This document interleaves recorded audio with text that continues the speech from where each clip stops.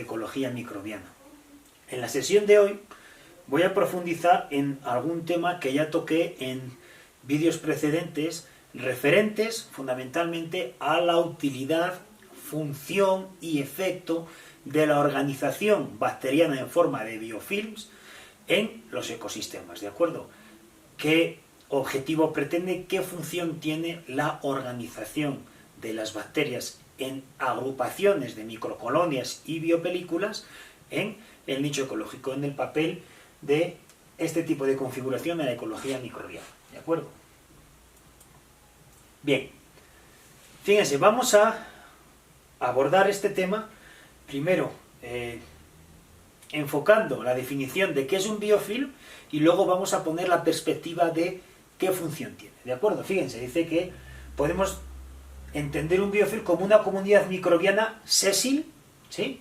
Entiéndase sésil, es un adjetivo que tiene que ver con que ese tipo de comunidad está anclada al sustrato, ¿de acuerdo? Caracterizada por células que están adheridas irreversiblemente a un sustrato o interfase, ¿sí? Unas con otras que están encerradas en una matriz de sustancias poliméricas extracelulares que se han producido esta matriz extracelular por parte de las células. Bien, fíjense. Primero, hay que entender por qué las bacterias se anclan a un sustrato. Y en este sentido hay que considerar un parámetro interesante, que es la variabilidad o la heterogeneidad de la matriz edáfica, del suelo, ¿de acuerdo? Fundamentalmente el suelo, aunque encontramos biofilms en todo tipo de superficies donde mayor diversidad, ¿sí?, y mayor cantidad de biofilms encontramos es en el suelo. La cuestión es, ¿qué razón puede justificar, ¿sí?, que las bacterias se anclen a un sustrato? Y esto, les insisto, tiene que ver con la enorme heterogeneidad de los gradientes de las variables bióticas y abióticas que configuran la matriz edáfica. Fíjense, desde el punto de vista bacteriano, ustedes pueden imaginar una pequeña roca de, no sé, medio centímetro de diámetro, cuasi esférica. Bien, el hecho de que una parte esté iluminada a determinada hora del día y la otra parte esté a la sombra, son elementos que determinan microambientes con profundas diferencias. Por ejemplo, con el grado de humedad, ¿sí? El grado de humedad determina el grado de solubilidad de las sustancias, ¿sí? Determina la supervivencia de otros microorganismos que pueden compartir ese hábitat, ¿sí? Entonces, fíjense, en un espacio tan pequeño, desde el punto de vista macroscópico, lógicamente, la variabilidad de gradientes es enorme, ¿de acuerdo? Otro elemento que hay que considerar en este sentido es que las bacterias están sujetas a los agentes geológicos externos, ¿sí? Fundamentalmente la presencia de agua y viento. La presencia de agua y viento puede derivar en una movilidad en grandes distancias de las bacterias. Y la movilidad a grandes distancias, que puede ser muy variable, sí, puede ser desde 1 milímetro hasta metros, hasta kilómetros, ¿de acuerdo? ¿Qué es lo que va a determinar desde el punto de vista adaptativo? Va a determinar que las condiciones físico-químicas en el punto de origen y en el punto de destino van a ser radicalmente diferentes, ¿de acuerdo? Si una bacteria o una población bacteriana está continuamente sometidas a cambios de localización y por consiguiente cambios en el contexto de los parámetros que definen el hecho ecosistémico, obliga a la fisiología bacteriana a derivar demasiado flujo energético a la adecuación a las nuevas variables ecológicas, ¿de acuerdo? Podemos hacer un símil un poco burdo, imaginando que ustedes viven en México, la Ciudad de México, ¿sí?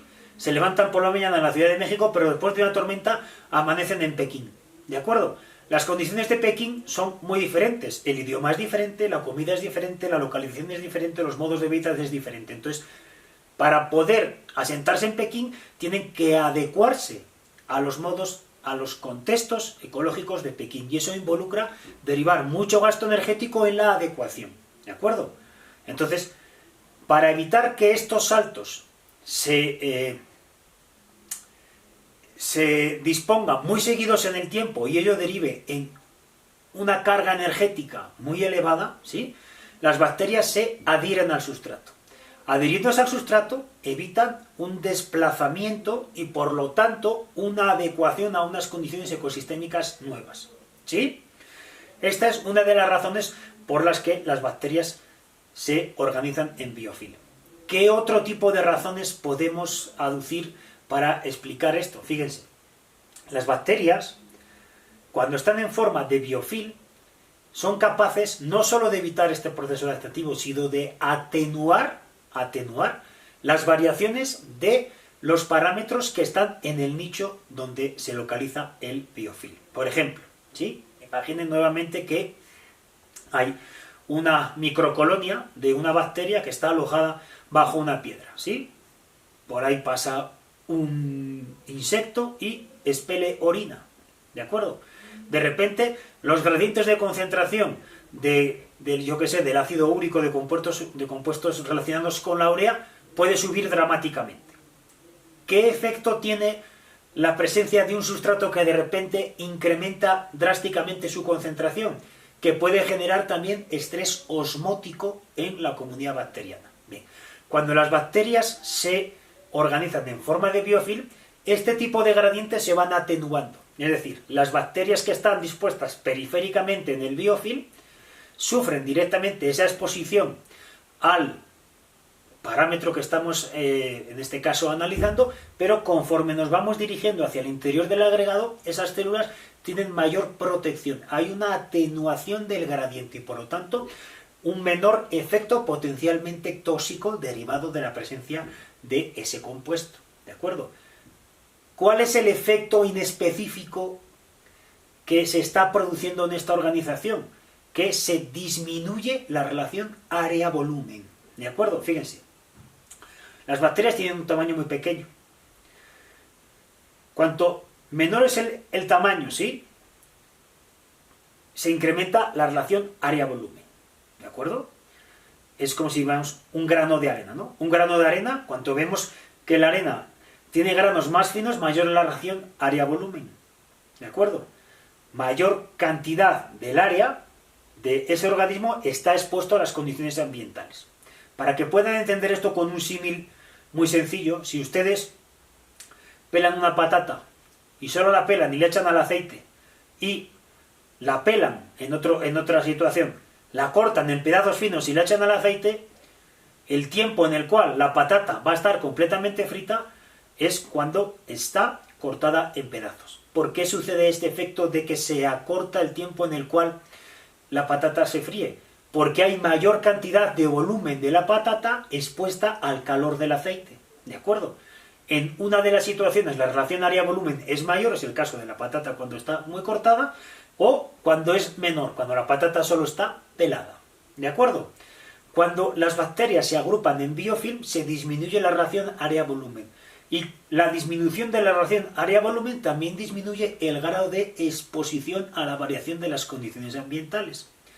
Pregunta, ¿por qué se debe disminuir el grado de exposición a las condiciones ambientales? Porque eso también disminuye la energía que se dedica a la adecuación para responder a esa variación ambiental. ¿Sí? Son varios de los elementos que permiten explicar la función de la organización en biofilm de las bacterias en el ambiente. Y de hecho, la mayoría de las bacterias en el ambiente se organizan en forma de biofilm. Bueno, eso no quiere decir que no haya células, ¿de acuerdo?, que estén actuando de forma libre y que se distribuyan en el espacio y el tiempo. ¿De acuerdo? Las bacterias fluctúan entre estas dos formas de vida, la vida libre y la vida en un biofilm o microcolonia. ¿De acuerdo? Fíjense. En la diapositiva lo que vemos es una micrografía de microscopía electrónica de barrido, ¿sí?, en el cual pues, vemos un biofilm bacteriano, pues en este caso es una bacteria con forma de coco. Bien. En la parte derecha de la diapositiva lo que vemos es un esquema que permite representar o visualizar las fases en las que se pueden subdividir el proceso a través del cual se configura un biofilm. Y en este caso, ¿cómo comienza este proceso? Pues por la presencia de una célula bacteriana que se la denomina célula fundadora, ¿de acuerdo? La célula fundadora es depositada, ¿sí?, en un determinado sustrato, en una determinada superficie, y lo que hace es directamente, una vez que se deposita, empieza a adherirse, ¿sí? Se adhiere, empieza a generar filamentos, ¿sí?, que permiten adherirla al tipo de sustrato. Lógicamente el tipo de filamento pues también condiciona si la adhesión es mejor o peor al sustrato. La siguiente fase, ¿sí?, después de la unión, es la colonización. En la colonización vamos a ver que el crecimiento bacteriano se produce en el plano de la superficie, ¿sí? Crecen superficialmente o radialmente, ¿de acuerdo? De esta manera el anclaje empieza a fortificarse en la base, en la parte de la microcolonia que está pegada al sustrato, ¿sí? Y finalmente se produce un crecimiento vertical, hacia arriba, ¿de acuerdo? Un crecimiento vertical.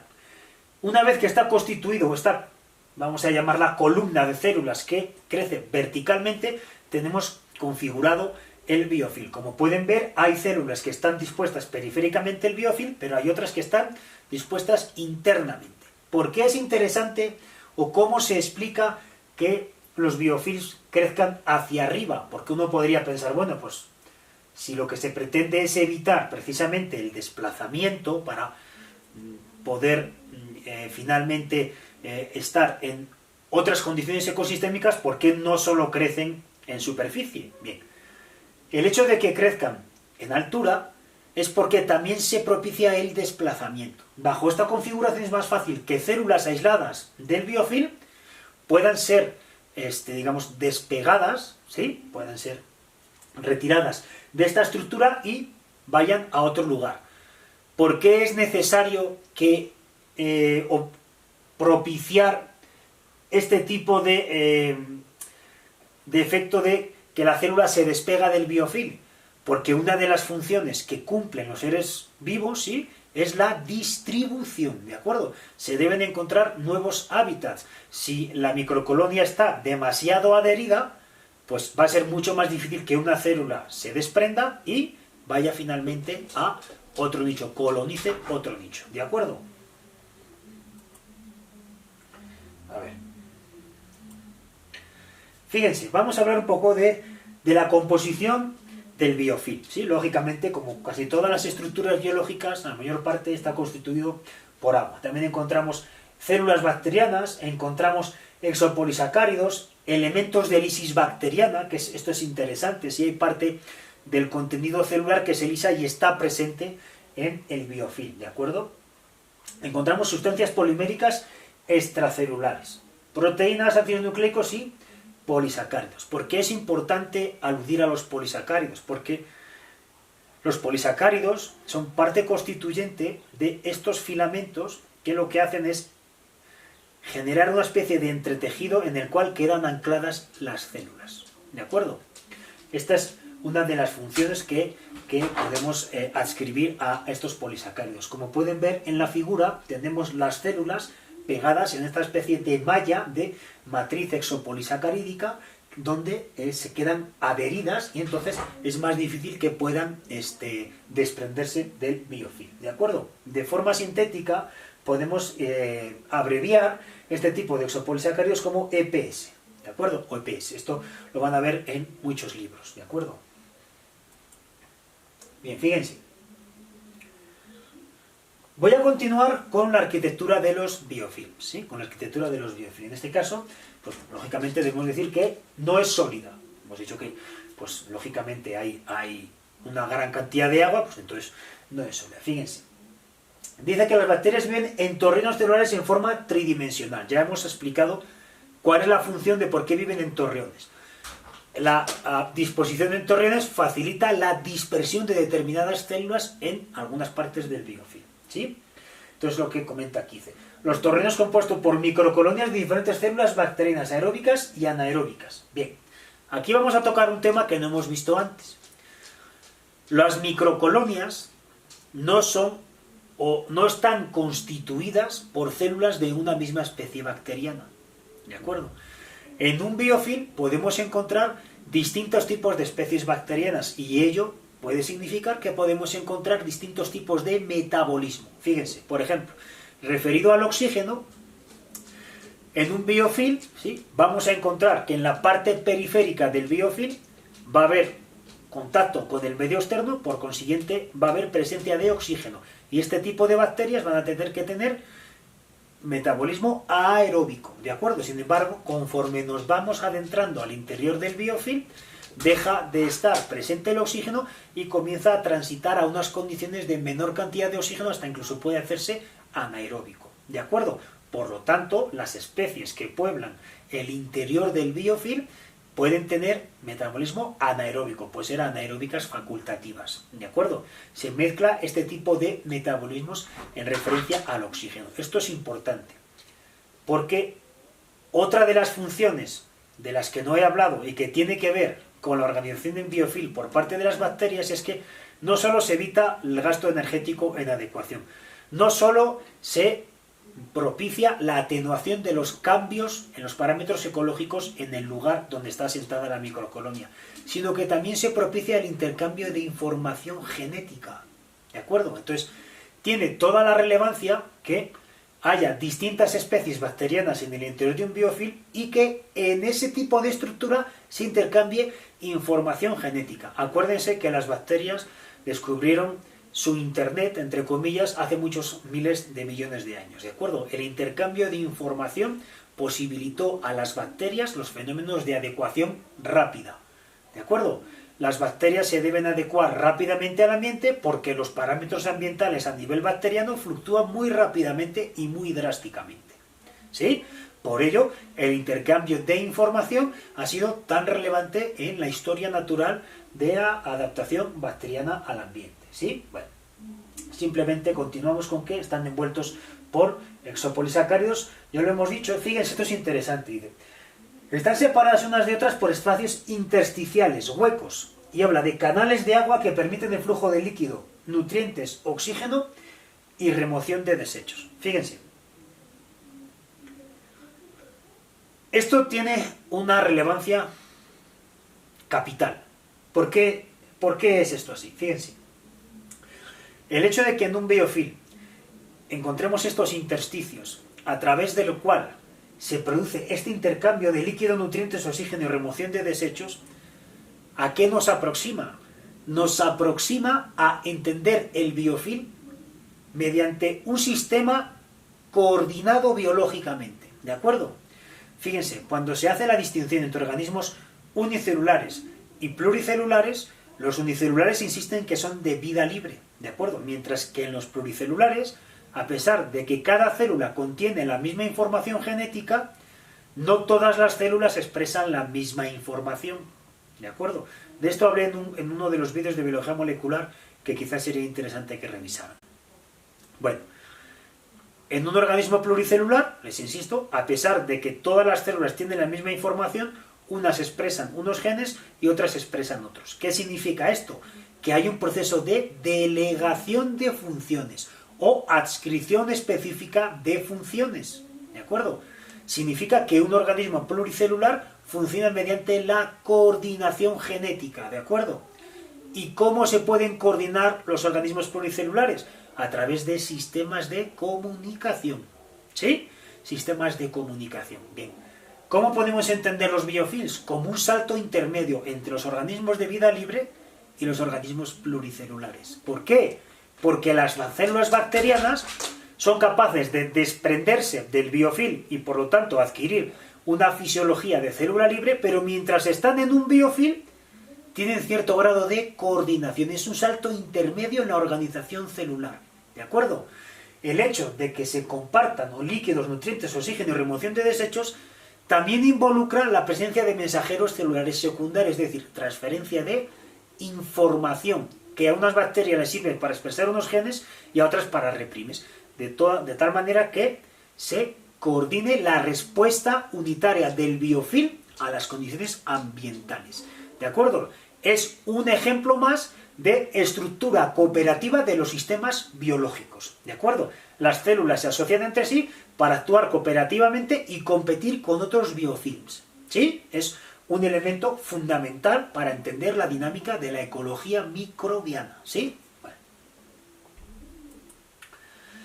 Fíjense, aquí tienen un par de ejemplos de cómo podemos visualizar los biofilms a la luz del microscopio electrónico. Entonces, en este caso vemos estos puntos, ¿sí?, que se ven de una tonalidad más blanquecina, que son las células bacterianas y que están en una matriz, en una estructura reticular compuesta por exopolisacáridos que facilitan esa aglomeración, evita la dispersión, ¿de acuerdo? Este tipo de organización también ha sido muy estudiada porque también posibilita a las bacterias transitar de un estado, vamos a llamarlo saprofítico, es decir, de utilización de materia orgánica muerta, ¿de acuerdo?, a un estado de biotrofo o patogénico, es decir, que genera o consume energía a partir de otro organismo vivo. Pasa o transita de una interacción, les digo, saprofítica a una interacción parasítica o patológica, ¿de acuerdo? Fíjense, en la parte derecha lo que vemos es un biofilm, pero en un catéter, ¿de acuerdo? En los centros hospitalarios siempre las bacterias que causan patologías actúan bajo esta configuración de biofilm. Veremos ahora por qué razones. Bueno, aquí simplemente les recuerda las fases de organización del biofilm, de crecimiento del biofilm, pero desde el punto de vista de la micrografía electrónica. Entonces tenemos la unión, la microcolonia que crece en superficie y finalmente el crecimiento en altura, ¿de acuerdo? Bien, y el siguiente tema, siguiente concepto que está directamente ligado al biofilm es un término, ¿sí?, que ha configurado un marco teórico que permite explicar este tránsito fisiológico de células de vida libre a células agrupadas en microcolonias, que son, es el término denominado quorum sensing, ¿sí? Bueno, simplemente el quorum sensing es un término latino que, si lo traducimos al castellano, viene a decir que es detección de un quórum, de una densidad crítica, ¿de acuerdo? De una densidad crítica. Entonces, fíjense, voy a leer un poco la definición y voy a tratar de explicarla posteriormente. Dice: la unión de microorganismos a una superficie y su ulterior formación de biofilms en las bacterias, eso hace que se genere una situación donde se deba asegurar el contacto, ¿sí?, entre las células, ¿de acuerdo? Y una vez que se asegura el contacto, hay una determinada red de señales químicas que permiten a las bacterias identificar cómo es el contexto donde están, ¿de acuerdo? Fíjense, cuando una célula llega a una ubicación en particular, ¿sí?, muchas veces no está sola, hay otras bacterias. Pueden ser de una misma especie, pueden ser de diferentes especies. Pero la bacteria necesita identificar tanto variables cuantitativas como variables cualitativas en referencia a las células bacterianas presentes en esas inmediaciones donde está la célula, ¿de acuerdo? ¿Cómo lo hace? Emite una serie de mensajeros químicos, mensajeros celulares secundarios, ¿de acuerdo? Hay una serie de emisión de este tipo de mensajeros y lo mismo que hay emisión por parte de unas células, esta célula también contiene receptores para esos mismos tipos de mensajeros, pero no para los que produce ella, sino para los que eventualmente pudieran provenir de otras células cercanas, ¿de acuerdo? Entonces, ¿qué es lo que sucede? Cuando una célula está en una densidad baja, ¿sí?, la cantidad de mensajes que emite con respecto a los que recibe, ¿sí?, es muy diferente, ¿de acuerdo? Ahora bien, puede darse el caso que se genere una transición, donde hay mayor cantidad de células, hay emisión de mensajes, pero también hay recepción de mensajes. Cuanto más se nivela esta proporción, cuanto mayor cantidad de mensajeros celulares referentes al quorum sensing se recibe, mayor es la densidad bacteriana que está percibiendo esta bacteria.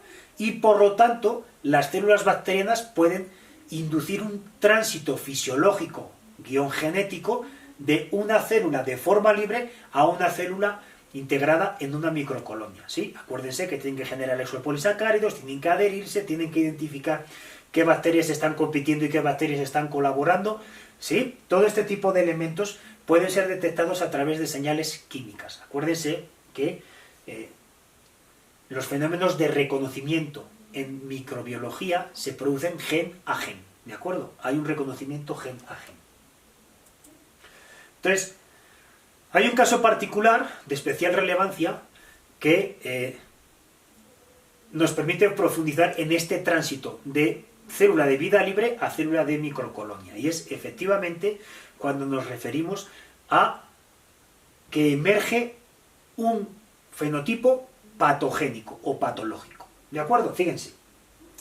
¿Qué es lo que sucede? Fíjense, en esta diapositiva se presentan las bacterias con estos círculos y estas expresiones faciales, ¿sí? Cuando tenemos la sonrisa, pues estamos diciendo que las células están creciendo de forma saprofítica sin obtener energía directamente de las células del organismo con el que luego posteriormente se aprovecharán, ¿no? Entonces, que de forma saprofítica. En este sentido tenemos pocas células, ¿sí? Conforme va creciendo la densidad de células, entonces la expresión, en este caso la fisiología de la célula, transita de un estado sonriente a seriedad, ¿de acuerdo? Eso quiere decir que está en un estado de tránsito, está ponderando la posibilidad de transitar a un estado patológico para poder captar no solo energía desde el punto de vista saprofítico, de aquella materia orgánica que no va a aprovechar el otro organismo, ¿sí? Sino que requiere mayor flujo energético. Y finalmente, si la densidad crece más, entonces transita, en este caso a esta expresión facial, pues de maldad, ¿no? Entonces, en este caso empieza a utilizar energía a partir del organismo que está parasitando. Si hay mayor cantidad de células, hay mayor requerimiento energético y por lo tanto, como no se puede nutrir tal cantidad de células a partir de una nutrición saprofítica, tiene que transitar a una nutrición patológica o parasítica, ¿de acuerdo? Cuando se genera una situación de parasitosis, el organismo afectado empieza a derivar energía a luchar contra la infección bacteriana. Entonces se siente debilidad. Lo que hay es una sustracción de energía por parte del patógeno y por parte del sistema inmunológico del organismo hospedador. Esas son las causas que permiten explicar la debilidad en las situaciones de enfermedad. Es la disminución del flujo energético a las funciones vitales que normalmente utilizamos en nuestro día a día. ¿De acuerdo? Para que se pueda explicar este tránsito de una forma saprofítica a una forma patológica, en este caso podemos hablar de una bacteria que es patógena facultativa. ¿Qué quiere decir? Que puede ser saprofítica, beneficiosa, pero que eventualmente puede transitar a esta forma patológica, ¿sí? Esto lo hace a través de los biofilms, ¿sí? ¿Por qué hace este tránsito? ¿De acuerdo? Porque en forma de biofilm, les indico, y como decíamos antes, permite una capacidad de atenuación de variables ambientales mucho mayor que de forma libre. Un ejemplo muy claro es referente a los antibióticos, ¿sí? Cuando la bacteria está en forma libre, como la relación área-volumen es muy grande, está más expuesta a los antibióticos, por lo tanto más susceptible y más probable que muera o que no pueda crecer. Sin embargo, cuando está en forma de biofilm, el gradiente de antibióticos se atenúa desde la parte externa del biofilm hacia el interior y siempre hay una parte del biofilm que sobrevive, ¿de acuerdo? Este tipo de mecanismo lo pueden ver en el fenotipo de resistencia que vimos en la resistencia a antibióticos, ¿de acuerdo? Esto creo que sería más conveniente que lo revisaran en ese vídeo. Bueno,